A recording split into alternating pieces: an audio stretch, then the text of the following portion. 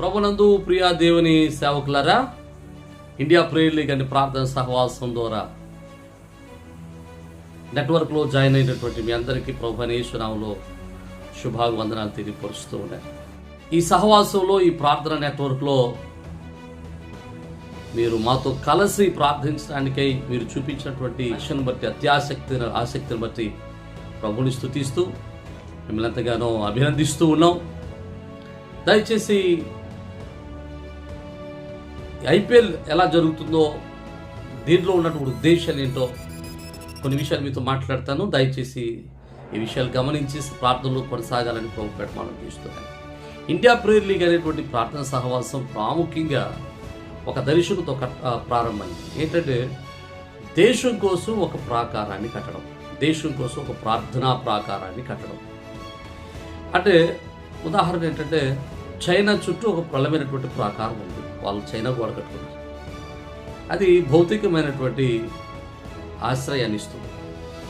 అయితే మన దేశంలో ఒక ఆత్మీయమైన ప్రార్థనా ప్రాకారాన్ని కట్టాలని, ఆత్మీయమైనటువంటి ఒక ప్రార్థనా ప్రాకారం ద్వారా మన దేశాన్ని ఆత్మీయంగా కాపాడుకోవాలనేటువంటిదే ఈ ప్రార్థన యొక్క నెట్వర్క్ యొక్క ఉద్దేశం.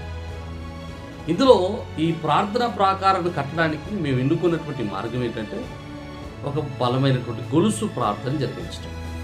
మన సంఘాల్లో మనం ప్రతి నెల ఒక దినం గొలుసు ప్రార్థన చేస్తూ ఉన్నాం. ఈ గొలుసు ప్రార్థన సంఘం యొక్క సామర్థ్యతను బట్టి, సంఘంలో ఉన్నటువంటి విశ్వాసుల యొక్క సంఖ్యను బట్టి సమయం ఆధారపడి ఉంటుంది. అయితే ఈ సహవాసం ద్వారా జరిగేటువంటి గొలుసు ప్రార్థన ఎట్లాంటిదంటే ప్రతి నెల 1వ తారీఖున ప్రారంభించబడుతుంది, నెలంతా జరుగుతుంది. అంటే నెలలో 30 రోజులు కూడా ఈ ప్రార్థన సహవాసం ద్వారా గొలుసు ప్రార్థన జరుగుతూనే ఉంటుంది. అందుకోసం ఒక్కొక్కరు సంఘం ఒక్కొక్క రోజు సమయాన్ని కేటాయించాల్సి వస్తుంది. అంటే మీరు చేయగలిగితే 24 గంటలు ప్రార్థన, లేకపోతే 12 గంటలు ప్రార్థన, లేకపోతే 6 గంటలు ప్రార్థన, లేకపోతే 3 గంటలు ప్రార్థన మీరు చేయొచ్చు. అయితే చేసేటప్పుడు సంఘమంతా ఒకే చోట ఉండి ప్రార్థన చేయాలా అనేటువంటిది చాలామందికి సందేహాలు ఉన్నాయి. సంఘమంతా ఒకే చోట కూడి ప్రార్థించాల్సినటువంటి అవసరత లేదు. కానీ సంఘమంతా కూడా ఒక్కొక్కరు ఒక్కొక్క సమయాన్ని తీసుకుని ఆ సమయంలో వారికి ఇవ్వబడినటువంటి సమయంలో వారు ఉన్నటువంటి స్థలంలో నుండి, వారు ఏర్పరచుకున్నటువంటి స్థలంలో నుండి ప్రార్థనలు ఏకీభవించడం, ప్రార్థనలో ఉండటం. అంటే వారి ఇంటి దగ్గర నుండైనా ప్రార్థన చేయొచ్చు, పొలంలో నుండైనా ప్రార్థన చేయొచ్చు, ఆఫీసులో నుండైనా ప్రార్థన చేయొచ్చు. వారు గంట తీసుకుంటే గంట, అరగంట తీసుకుంటే అరగంట. అలాగే 24 గంటలు చేయగలిగితే 24 గంటలు, 12 గంటలు చేయగలిగితే 12 గంటలు, 6 గంటలు చేయగలిగితే 6 గంటలు ప్రార్థనలు ఏకీభవించడం. ఒకవేళ మా సంఘం అంత ప్రార్థన చేసేవారు కాదండి, మాకు అంత సంఘం లేదు, మేము అలా చేయలేము అనుకున్న పక్షంలో ఒక్కొక్క సేవకులు ఒక్కొక్క గంట అయినా ఈ గొలుసు ప్రార్థనలో దేశ క్షేమం కొరకు ప్రార్థన చేయాలి. అంటే అలా సేవకులుగా ప్రార్థన చేయడం, సంఘంగా ప్రార్థన చేయడం ద్వారా ఒక బలమైనటువంటి ప్రాకారం భారతదేశం కోసం కట్టబడుతుంది. ఇది ప్రార్థన ప్రాకారం. మనందరూ తెలిసిందే ప్రార్థన ఎంత బలమైందో. ప్రార్థన పరిస్థితులు మారుస్తుంది, ప్రార్థన స్థితిగతులు మారుస్తుంది. నువ్వు ప్రార్థన చేస్తే నీ దేశాన్ని స్వస్థపరుస్తానని సర్వోన్నతుడైన దేవుడే సెలవిచ్చారు, సొలొమోనుతో చెప్పారు. దావీదు దేశం కోసం ప్రార్థన చేసినప్పుడు ఆయన ప్రార్థన ఆలకించి దేవుడు దేశాన్ని స్వస్థపరిచినట్లు మనం చూస్తూ ఉన్నాం.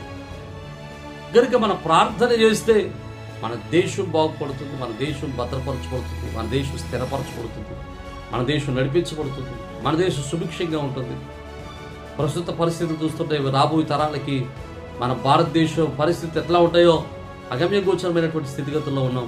ఎప్పుడైనా మనం ప్రార్థన చేస్తే మన తరాలకు ఒక భవిష్యత్ తరాలకు ఒక బలమైనటువంటి దేశాన్ని, ఒక సుభిక్షమైన దేశాన్ని మనం ఇవ్వగలుగుతాం.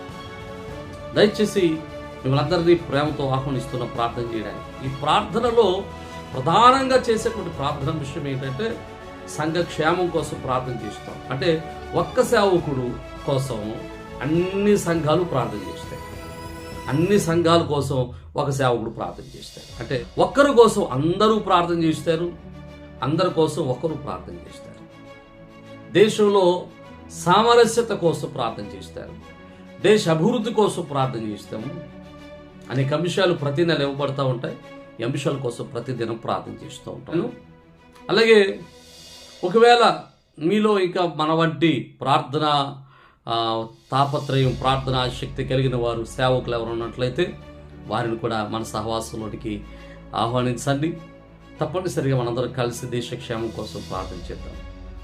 ఈ దేశక్షేమం కోసం చేసేటువంటి ప్రార్థన సహవాసం ఇప్పటికే 270 మంది సేవకులు మనతో ఉన్నారు.